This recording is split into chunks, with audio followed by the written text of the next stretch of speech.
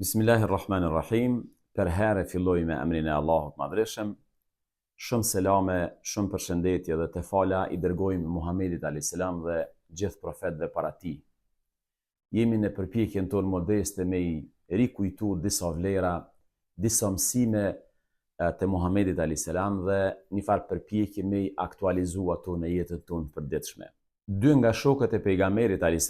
patën një mosmarrveshje, patën një grindje me rastin e një muhabeti, një konaku që ata kishin, duke i ndërhyrë një tjetrit deri te një kacafytje fjalesh dhe ofendimesh. Ebu Dherri i zemruar i tha Bilalit, a dhe ti po më ndërhyn, a dhe ti po më ndërprejnë fjalen, o i birit të zezës.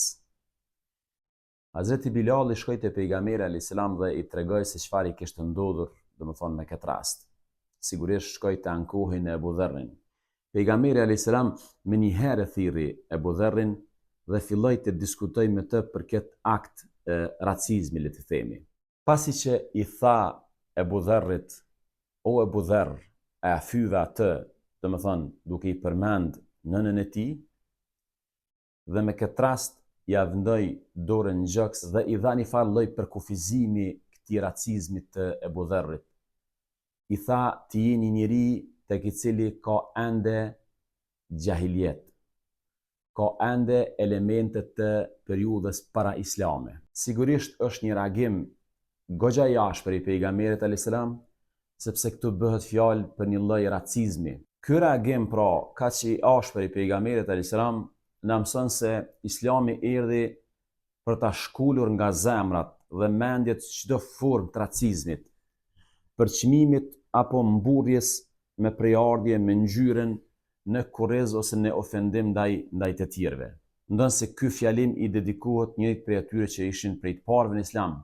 Megjithatë, tek racizmi nuk ka tolerancë. Prandaj duhet jemi shumë të kujdesshëm që në asnjë variant të mos bim në këtë gabim. Kur analizojmë thënien e pejgamberit a.s. që ja drejtoi Ebu Dherrit se ende në brendsinë tënde ka elemente të ignorancës, mund të themi që në principin islam ka dy lloj të ignorancave.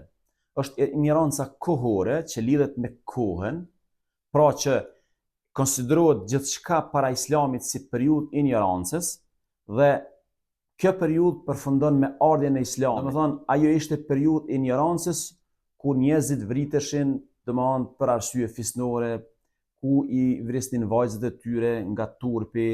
Ishte periudha pra kur mburrja me prejardhjen me racën ishte një gjë e zakonshme.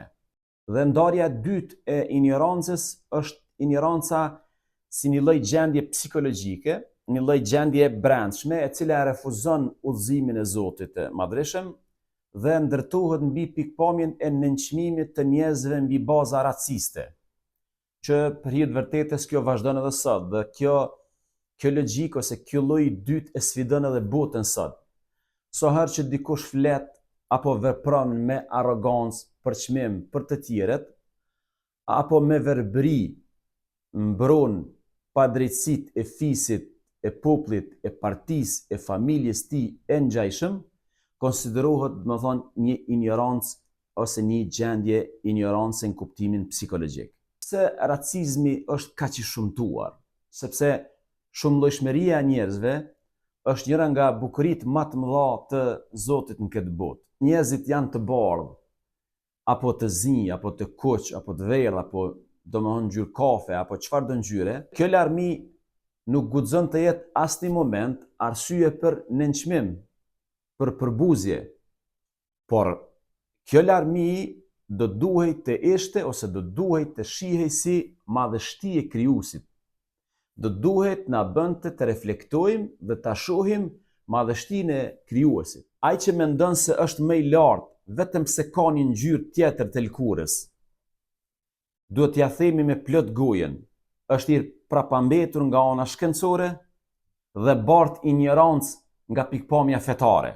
Shkenca moderne ka vërtetuar se racat dhe ngjyrat nuk përcaktojnë as pak inteligjencën, moralin apo aftësinë e njeriu. Islami këtë vërtet e ka shpallur para 14 shekuve më parë, ku pejgamberi a.s.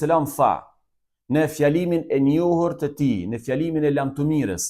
Nuk ka përparësi një arab mbi jo arabin, sepse në atë kohë ishte i fliste arabëve, prandaj e qeli me këtë qasin e parë.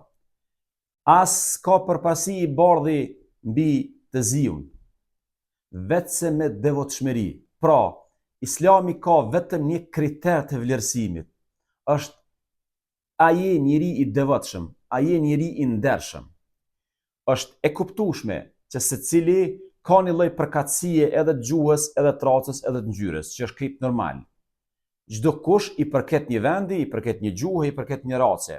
Prezenca e racave, ngjyrave, gjuhëve dhe gjitha dallimet janë evidente dhe nuk mohohen si të tilla. Problematika kur ato merren si kriteri vlerësimit. Prandaj Islami u azhveshi njerëzve petkun e xahilietit dhe u dha atyre petkun e barazisë, moralit dhe devotshmërisë. Pra, këto trija i bëri si kriter të vlerësimit. Kush e përçmon tjetrin për shkak të ngjyrës, të racës, të fisit apo të profesionit, ende nuk e ka shijuar plotësisht ëmbëlsinë e Islamit. Dhe sigurisht Ebu Dherri tregohet në histori se reflektoi, madje thuhet se e vendosi fytyrën e tij në tokë dhe tha nuk do të çohem nga ky vend derisa të vjen koma e zezë e Bilalit të shkel mbi fytyrën time. Por megjithatë Bilali ishte i kujdesshëm dhe tha nuk e vendos këmbën time mbi një fytyrë që i bjen Zotit 5 herë nditje në sejdë. Faleminderit.